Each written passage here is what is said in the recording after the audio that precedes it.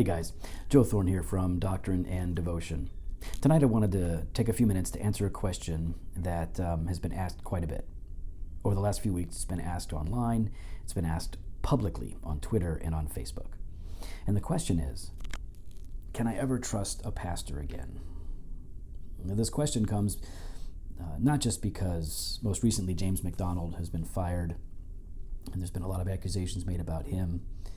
There seems to be pretty clear evidence that he's failed as a leader, as a pastor, and the church is hurting. People feel betrayed, and now they're gun shy. Can I trust? But it's not just because one pastor has fallen. It's because this prominent and well-known and loved preacher has fallen after Perry Noble and Tullian Tchividjian and Mark Driscoll and Bill Hybels and so many others. And so people are asking, can I trust? Some people are leaving a church because they've suffered abuse or neglect, because there's been a scandal or a moral lapse in terms of leadership, and they're asking, should I even bother? Should I even bother going to another church?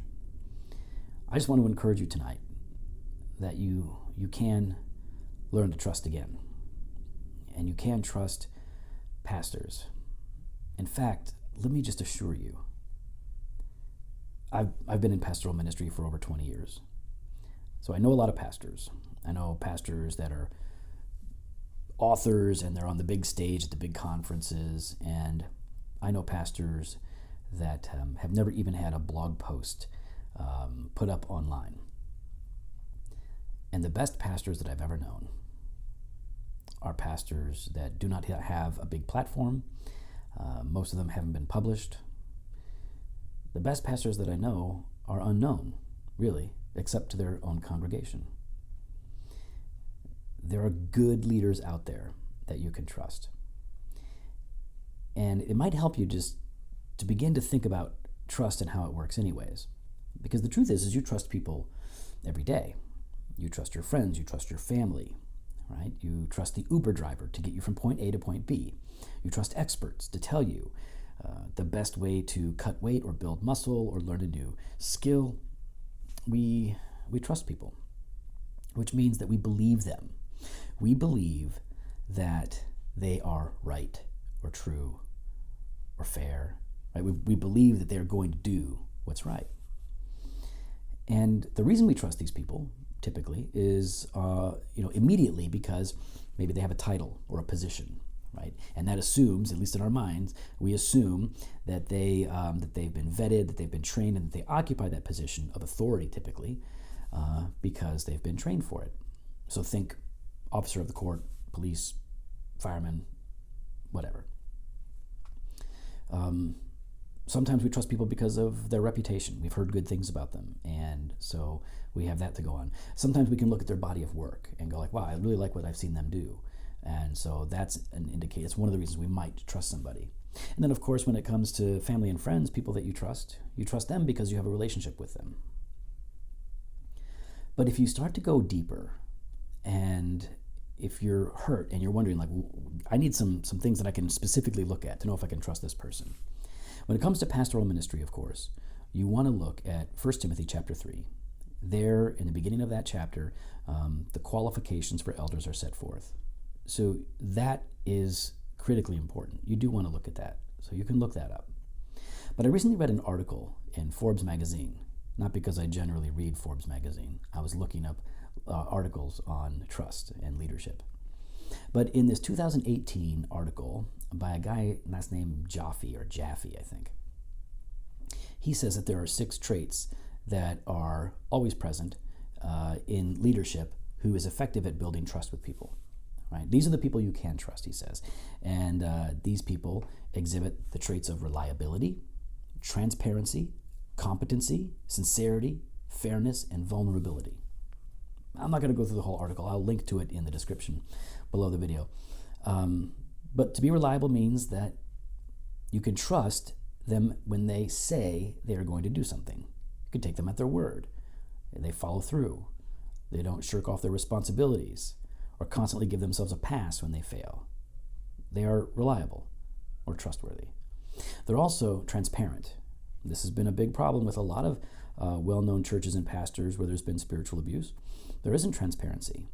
Transparency means that on the one hand, you are ready to communicate. You will tell people, and communication, not in terms of preaching and teaching, that's of course important, but transparency in terms of communicating goals, directives, expectations, vision, plans, finances. Right? Transparency lets people see more of the leader and more of the leadership team. And the more you show, the more trustworthy they should become.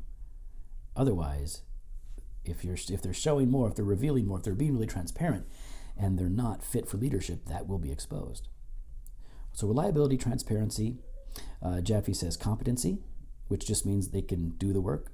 They're called, they're gifted, they produce the fruit when they're putting in the time. But also he lists sincerity. Now that's something that abusive pastors are good at faking oftentimes. They're good at faking sincerity. So yes, we can be fooled. We can be wrong in our assessments, but look for sincerity.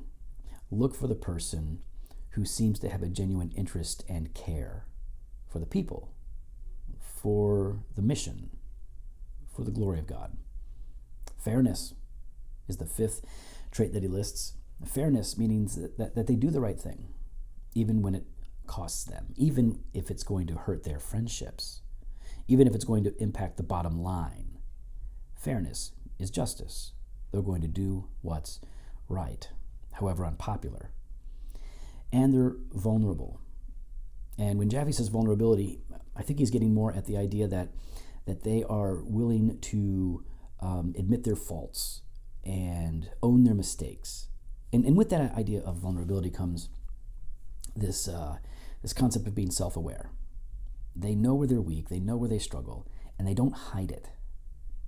They work on it. Right? They don't try to shield that part of their lives from everybody. They seek to kill the vice and replace it with Christian virtue. But I would add to that. I would add to that list of 6 that Jaffe gives us, and I would add humility and compassion and sympathy and sacrifice. Humility. They don't make much of themselves. Right? This doesn't mean that they're quiet. Some people are loud. That's okay. It doesn't mean that they're filled with self-loathing. That's not humility. But it means that they don't think that they're better than others. It means that they don't make everything about them. It means that they don't see themselves as the brand and that they recognize that God does not need them. So look for humility. But you also want to look for compassion, right? Do they care for those who are hurting? Do they demonstrate kindness to those who are in need? Are they good even to people who don't deserve it? Do they have a heart, right? So compassion, I think, is key. Are they sympathetic to people? Meaning, when somebody is struggling or wounded or hurting or even wandering, are they able to sympathize with a person in their weak state because they know their own frailties? Because they know temptation, because they know how easy it is to go astray. Are they able to sympathize with people who are in trouble because they know that they themselves are only a few bad decisions away from wrecking everything? And Jesus himself is able to sympathize with us in our weakness, not because he sinned, but because he was tempted in every way as we are. And in his sympathy towards us, his concern for us, in his feel for us, he helps us. And sacrifice. Good pastors are willing to sacrifice. Now, hopefully they're not sacrificing their family. Hopefully they're not sacrificing the interests of the people. Hopefully they're willing to sacrifice themselves, their honor, their fame, their platform. If they're willing to lay down their lives for Jesus, it means that they will be willing to lay down their lives for his church. Because there is no greater love than that a man would lay down his life for his brothers. You can trust again, and you can trust pastors. There are good churches out there with faithful Christians and faithful leadership. But the risk is real. If you are going to trust anybody, you're taking a risk. There's a gamble. And you may get hurt. In fact, I'll guarantee it. You will get hurt. Leadership will let you down. They'll do the wrong thing because they're sinners like everybody else. But outside of a scandal and something that would disqualify them from ministry, when somebody sins or disappoints you or lets you down, particularly someone in leadership, that does not mean that trust is all lost. Two things need to happen. One is a humble confession and repentance on the part of the offending leader to those that he has hurt. Confession and repentance that is clear, that is offered without qualification or equivocation. And there needs to be a gracious extension of forgiveness to him by those who have been offended. Now, I understand that there are situations where even if you are forgiving, you still might move on from that church if there has been a real breach of trust in some sense, but know that the risk that you take in trusting somebody is worth it. Because the church that Jesus died for isn't just a collection of individual Christians running around doing their own thing. Jesus died to gather us together, right? He died to make for himself a people for his own possession who are zealous for good works. He wants us to exist together in local churches for his glory, for the mission, and for the good of one another. And so you're going to need to trust, and there's going to be some risk involved, but it's worth it. It's worth it if you're going to experience the life of Christian community that you're intended to experience. So yes, you can trust again, be wise, get some counsel, and don't ever confuse your trust in leadership for your trust in Christ. One is necessary for your salvation and for your soul. The other is very, very secondary, and it is not a blind trust at all. It is a willfully given trust in an individual who has demonstrated things like reliability and transparency, but also humility and compassion and sympathy. And they meet the qualifications that we see in 1 Timothy 3. You can trust. I know it will take time for some of you. So pray. So many people are praying for you guys that are going through all of this drama and are hurting. I've been praying for you in general and for many of you specifically that I know.